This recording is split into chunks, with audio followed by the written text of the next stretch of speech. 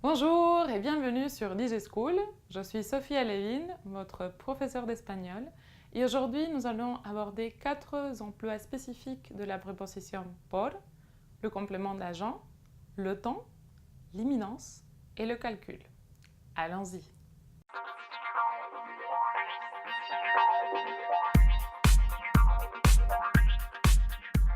Donc, la préposition por peut introduire un complément d'agent, comme dans cette phrase « El museo fue inaugurado por el presidente de la República ».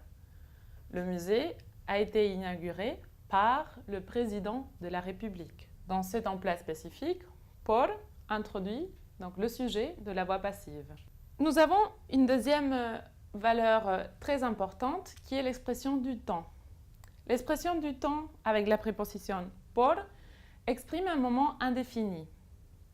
Par exemple, voy al gimnasio por las mañanas. Je vais en salle de sport les matins.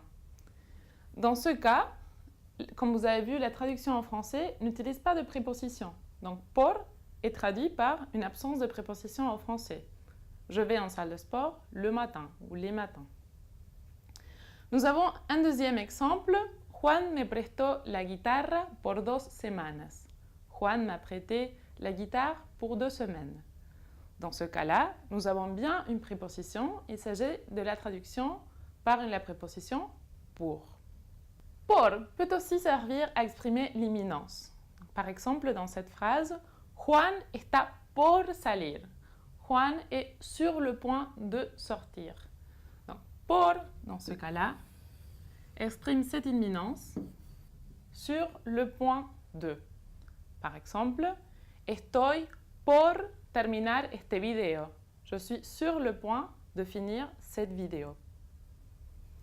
Nous allons passer donc à la 4e valeur de por que nous étudions dans cette vidéo. Por sert à exprimer les pourcentages, les calculs et les mesures. Par exemple, la inflación en España es de un 2%. L'inflation en Espagne est de 2%. Mais attention,